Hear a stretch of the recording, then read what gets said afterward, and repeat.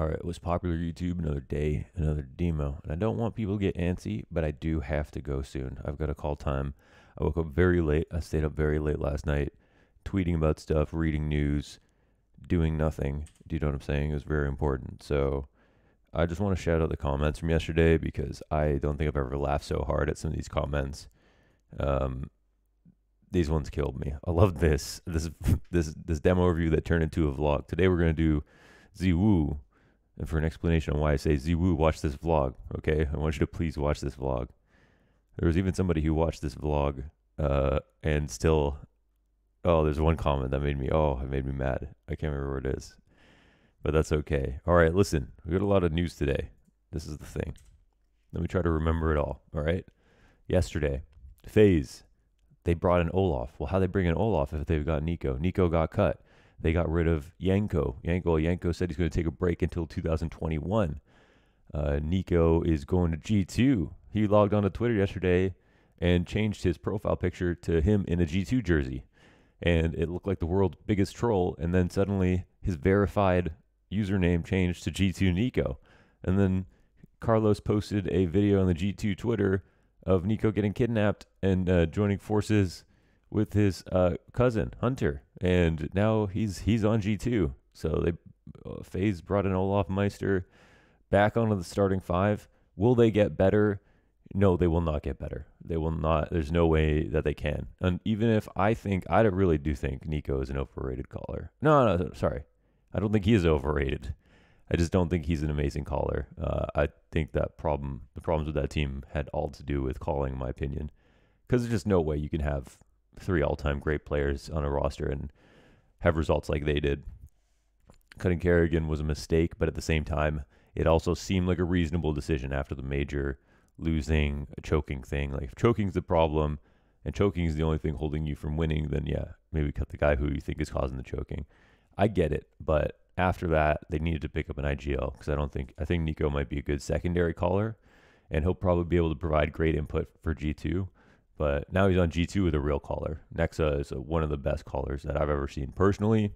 For my analysis, for my money, from what I've looked at and watched, he's already one of the best, and he's brought that team. He's brought Jax up out the water. He's brought Amanek up out the blue. You know, this team could have very easily just been like top 10, and no one would have noticed. They'd just be like, oh, Kenny S is falling off, whatever. But what we see now is G2 being able to reach top 1, having high expectations for G2. Hunter really, growing up as a player. Nexa himself growing as a player. A lot of these things happened, and they happened magically. And now we try to like backwards analyze, well, how'd they happen? It's like you have to give credit to Nexa as an IGL. There's a real world where Mr. 27-year-old Jax, we never hear about him. And his career just ends and he just disappears. But instead he ends up on a team that touches top 1, and nobody's saying it, I'm just saying. But anyways, that's an interesting one. So I think G2 will improve.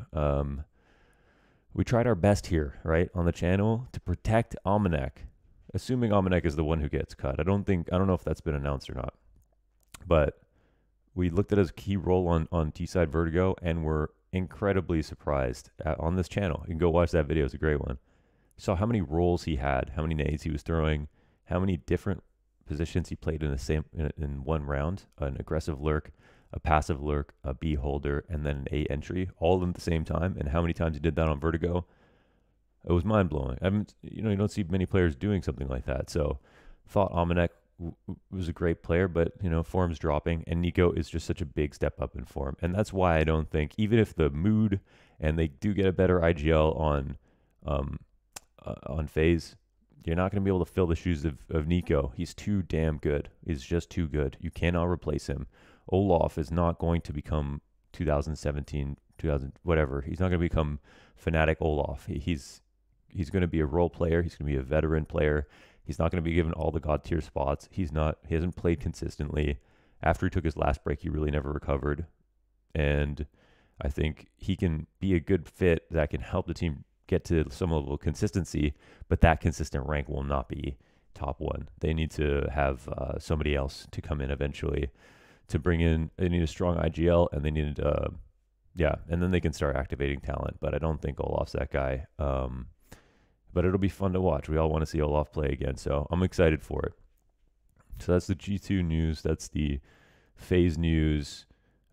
Blast have announced all their dates for next year. I will be casting the second match of the day here at Blast Premiere, so that'll be awesome. I'm going to be casting that because Connor just caught in after having his own flight problems. I'll let him make his own YouTube channel and tell the story from his perspective for his issues, but I didn't want to tell them myself. But he has successfully made it in. So I'll be casting Big versus FaZe. Oh, and then there's the storyline today of the first match of the day, Vitality versus Complexity. Okay, so this should be awesome because, number one, Complexity is playing with JKS. Now, when I was on It's Server Time, I'll link you to that video, I talked about, we all agreed that JKS would be a perfect fit for Obo. And JKS is more experienced, more mature, probably better with his nades. I heard Obo's not great with his nades and plays a lot of similar spots. I think it's going to be a perfect swap, right? It's going to be the wife swap that works out, the reality TV show that ends with a happy story. Obo did have really, really good impact on Complexity, so it is debatable, but I think a lot of people agree if there was going to be a roster change, this is one that makes close to perfect sense. So really looking forward to seeing JKS play against Complexity. That's going to be something fresh. Vitality they're threatening to do a 6-man roster rotation. I don't think they'll do it, but I think they also have enough points to qualify through Blast already, so they may do it just to try something. I'm doubtful that's going to be there's going to be find a comfortable time to do it in a match like this, but we'll see.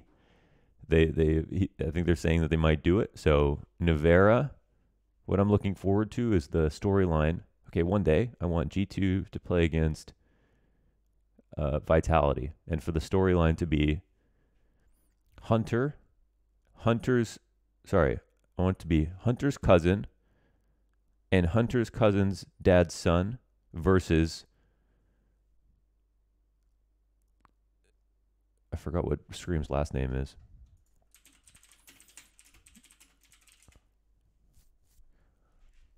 Benrultum.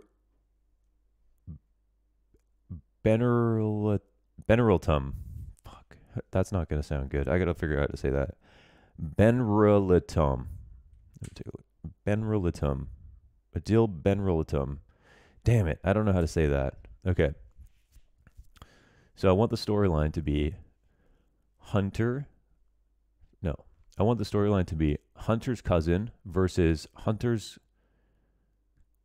cousin's dad's son's brother versus Scream's brother, or the Benrulatum spirit, the Benrulatum clan spirit in Nevera, okay?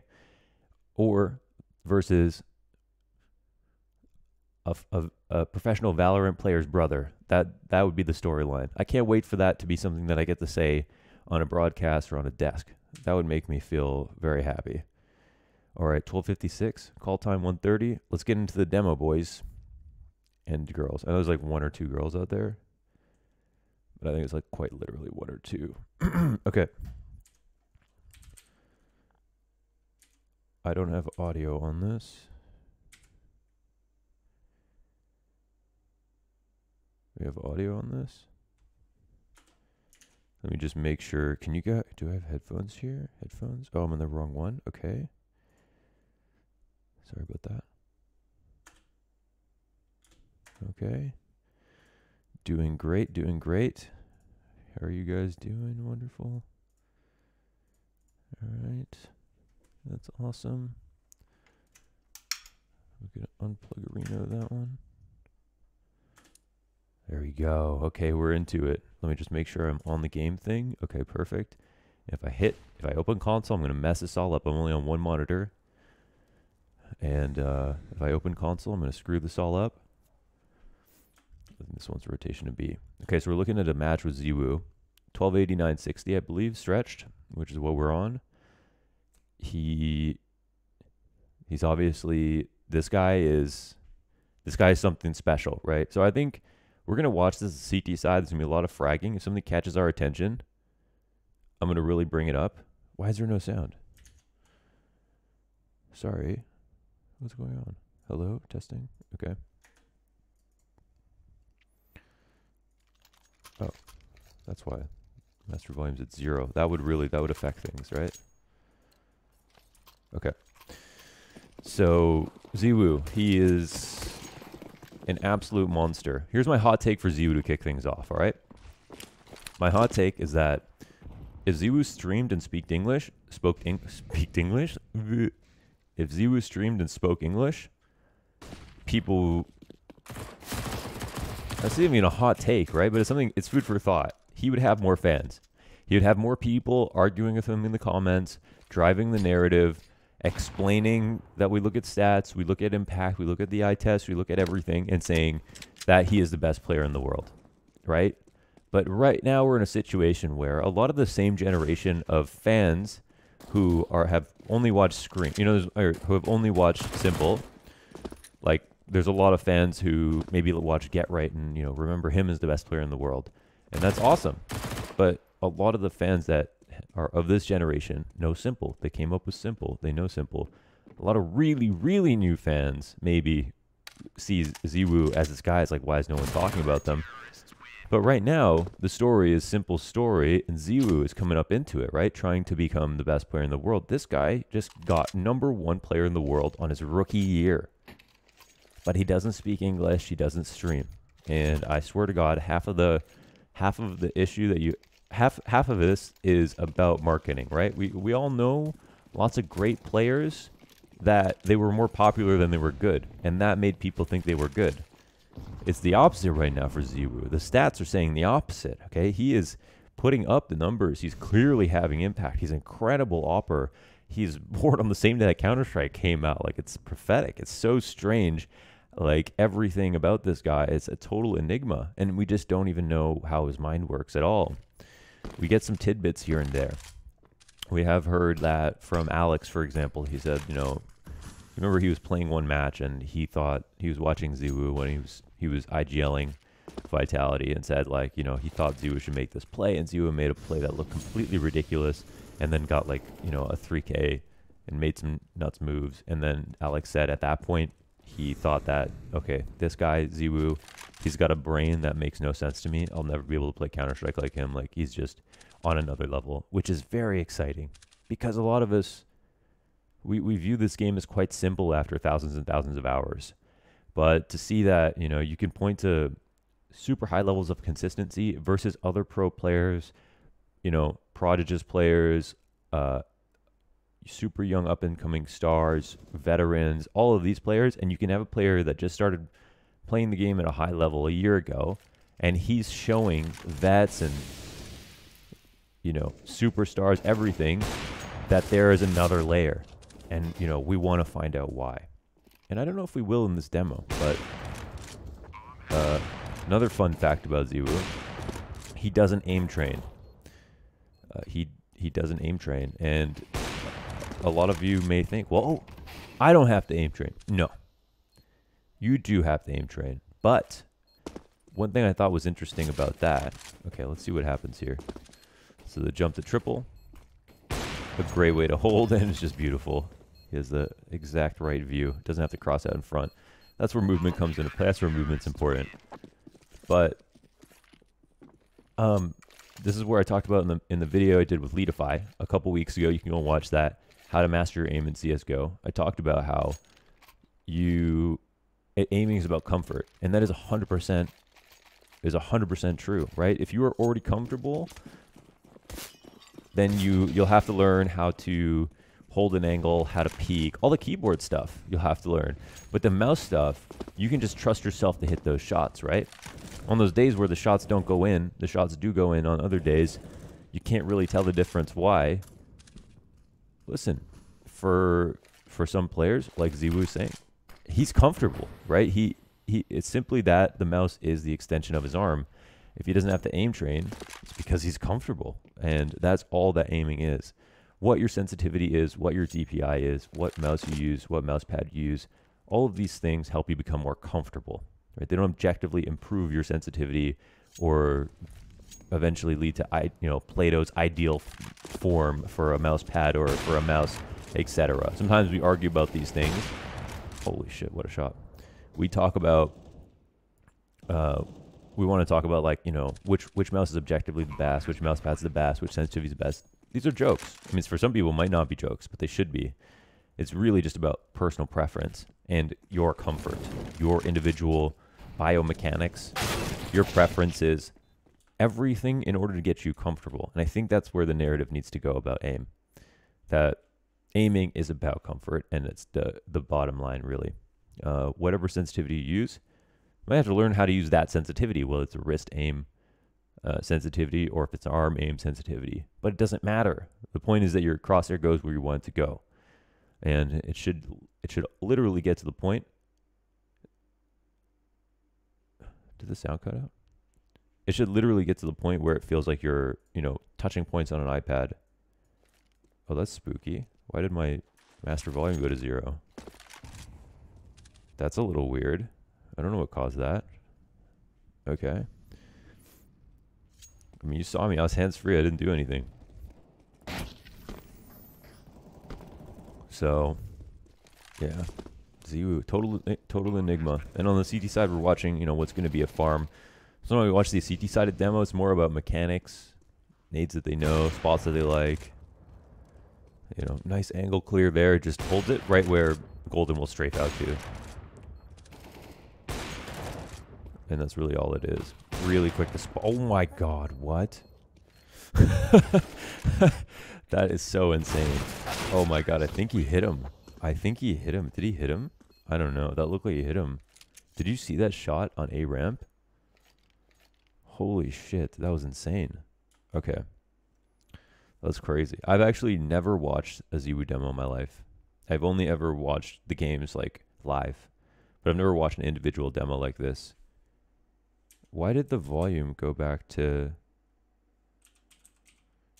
That is very weird. I don't know. I'm just going to check to make sure I'm still in the game. I am in the game. That's really weird. I'm not exactly sure what's causing that. Did you see it was in console? It was like 2 brackets. Very odd. That was next level. That shot into A ramp. Oh, I think I'm muting my volume by fast forwarding somehow. Oh, I've got to adjust my binds. Okay. Oh god, that's going to make this very awkward. Alright.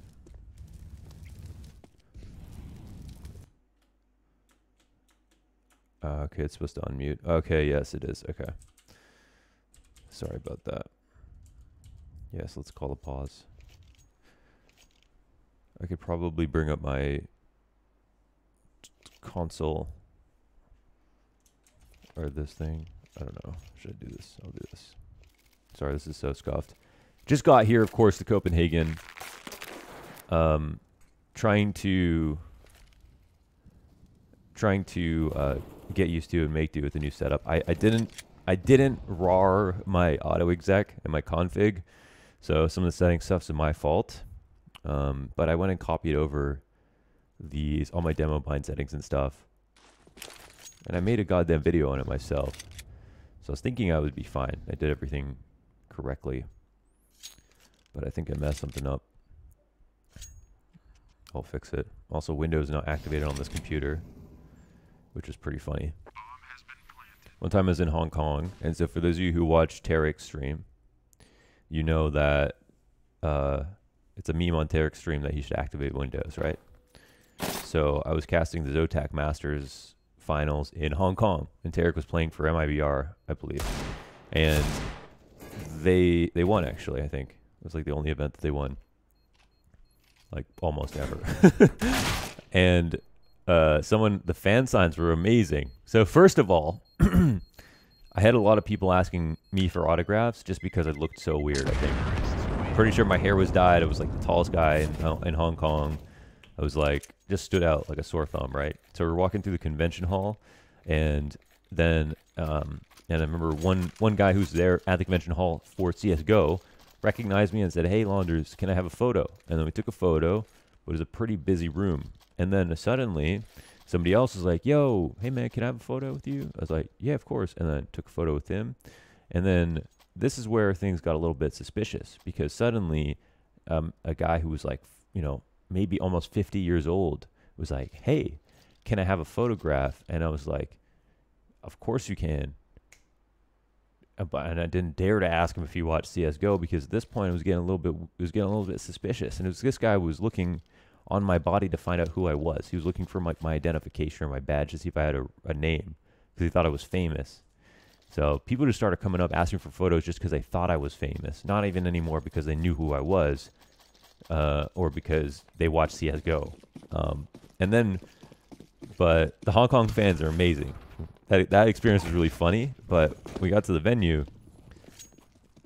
One of the fan signs for Tarek was "Activate window." Somebody had on a big cardboard sheet, "Activate windows," waving it in the audience. That was quality. That was quality content. To know that, you know, someone's watching your stream in like a time zone with a 12-hour difference is really beautiful.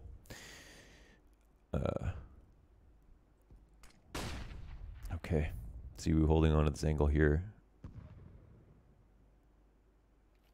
I spent this whole time like telling stories and shit. I got one more. I think what we'll do is we'll watch the T side and be a bit more analytical. Damn, dude. It's really ZywOo just knowing exactly where to take space all the time.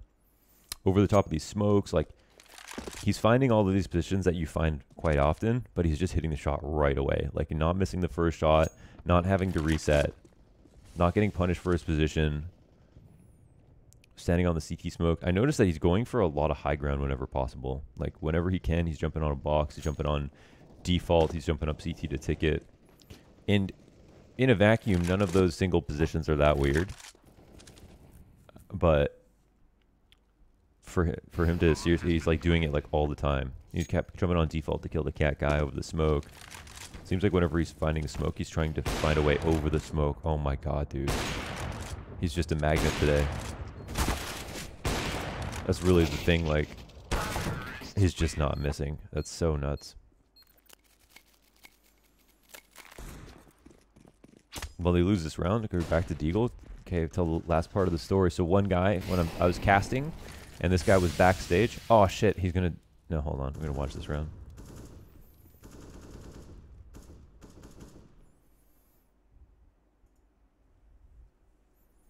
The eco after losing the 1v1. So I don't know. They didn't spend all their money.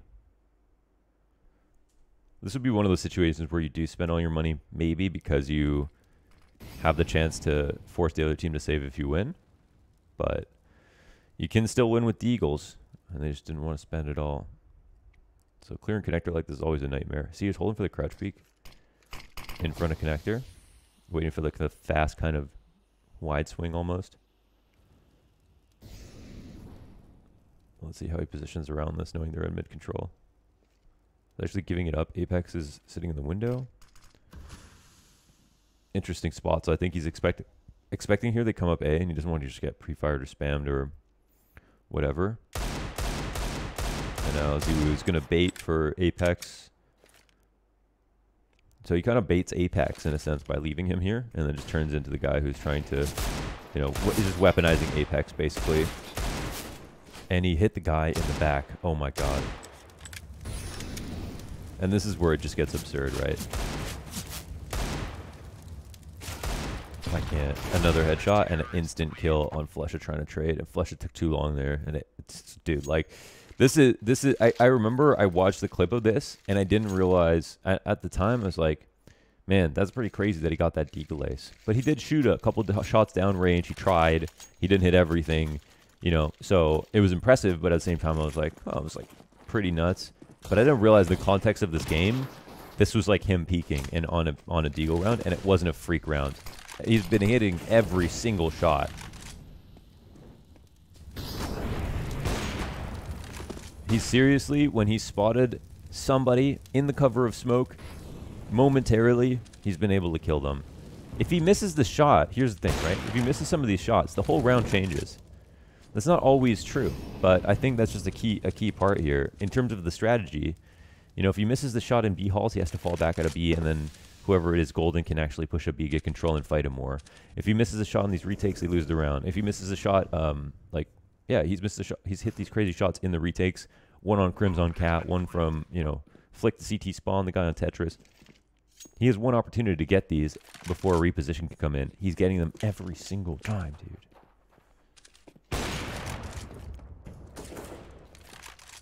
Just missing the ones that don't matter, though. This one doesn't matter. Don't worry about it.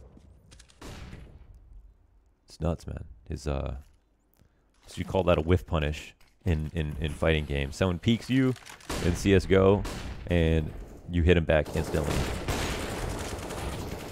They don't have a chance to fall back. Okay, JW take him down as we near the end of this half. Okay, quickly. All right, so I was casting. I was backstage behind security, and there was all these guys in the audience, right? All these Hong Kong fans in the audience. And this one dude, he was a little bit bigger. Okay, a little bit bigger. No big deal.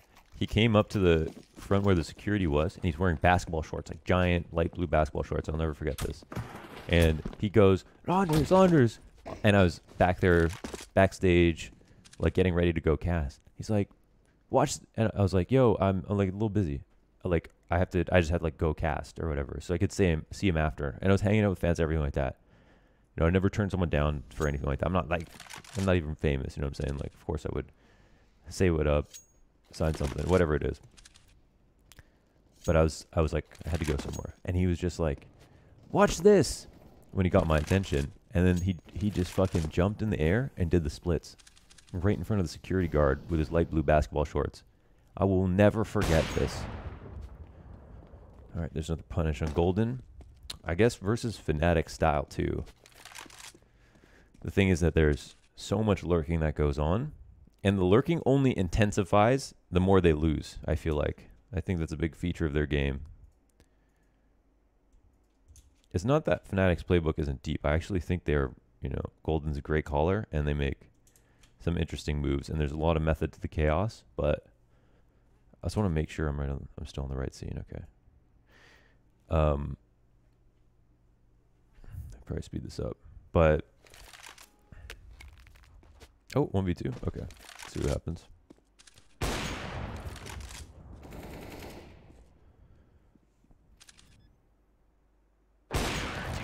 Oh. Why don't people do that more? What? Holy shit. Dude just can't be stopped. Imagine how scared they are of him.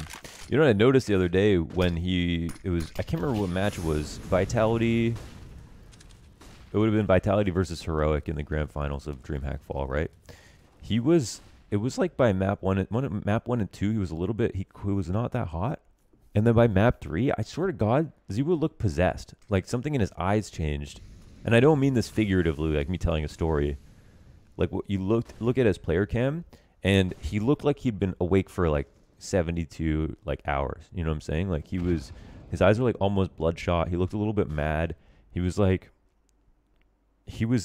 getting more powerful. You could see it right before your eyes. It was like somebody used like a 3-map potion on him, and he had just had like a performance boost or something like that. But he also looked extremely exhausted and very unhappy. But you could see he was locked in, like his focus couldn't have been higher. And then he just started hitting so many shots. I mean, he ended the series with the most kills in the server, even though they lost in 5 maps. But man, he was so crazy. So here, of course, you know, I mean, it's 7-5. What's nuts is that even with ZywOo having this map, Fnatic are still winning. But they must be just trying to figure out how to avoid him entirely. Well, Falmuses do most of the work. ZywOo's looking for the shots. He's taking the shots quite quickly. As in not drag shooting, not aiming first, really just going for a lot of flick shots. Which that's another thing where I think it's a style thing. I don't think it's fair to ever argue that like there's an ultimate way to aim. There's tons of different styles, and they're all relevant. And I think In CS, there's not as much of a discourse about different types of aiming. But now I've learned, like talking to Blastiva, for example, or like a couple other people over the years, they kind of have a regard for the different perspectives on how to aim, and everyone has their own style. Some people are a bit smoother, some people are a bit more flicky, some people are extremely choppy.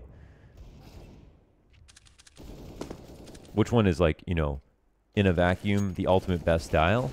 Maybe like the flicky one because it's got the highest ceiling. But in practice and in reality in Counter-Strike, what's more important is you just hit more of your shots, right? So finding your favorite style, I think, is key. Because aim in this game, it's important, but it's definitely not everything. It's all of these other things that can go into aim on the side, like your crosshair placement. But really, it's, you know, positioning, like we're seeing right there, that is your meat and potatoes. It's not dying and putting yourself in a spot to get easy kills. That's because if it was all about aiming, there'd be 1 million ZywOos. There would be a million of them. And there's lots of great aimers out there. But they, you know, there's such a big difference between a good aimer and a good player. All right, well, we wrap up here. Final round of the half. We'll do a time check after the round and see what we can do for an outro. 119, okay. Sorry to rush everybody. It's my fault. I stayed up too late. I'm still getting acclimated, trying to get on a proper schedule and figure out when I should do the videos and stuff like that. But just got the news that I'm casting the second game today, so I'm very happy about that. Exciting stuff. And you can see he's holding for a very tight, like, shoulder peek if it's there. Someone crouching on the right side of ramp. And he misses his final shot. Okay, I'm not even going to watch the rest of the round. So I want to make sure we got enough time for this. Okay, so that was amazing. We'll watch. I think we'll watch also the T side. And you know, I'm going to do more ZywOo because I don't watch enough of him. That was pretty amazing. Well, let's see how he works the T side where there's a lot more movement. Some of the CT side demos more about mechanics, what we've noticed, and that's something I didn't even realize. The comments pointed it out. And then the T side demos, I think, is where things can get really interesting from, like, how we can talk about their movements tactically speaking. There's a lot more freedom on the map on T side, on most maps. So that's going to be it. Yeah, I'm going to throw this up. I got to make the thumbnail and then get this out. Again, sorry to rush everybody. Hope you enjoyed the stories. Thank you for the comments once again. Appreciate the likes and the subscriptions and everything like that. And shout out to everybody on Patreon. If you did submit a Patreon demo, we got 2 more demos that have been submitted on Patreon. Someone asked about how to submit a demo link. You can get it to me a number of ways. I would, you know, it'd be easiest if it was on like Faceit or ESEA and you just link me to the match page. If it's Steam, I think there's a way to get the Steam run game link. That link does expire, so be careful with that. The demo exists in your Steam folder. I would try to secure the demo just in case that link expires, but you can get that runtime link and then I can use it to grab the demo. Just Google how to get a demo from matchmaking. Just Google how to do that and then try to save the demo if possible. All right, I will try to get to the demos and we'll maybe put out the Patreon demos once a week and pepper them in with the other pro player demos. Sounds good. Appreciate y'all. That was ZywOo. I'm out.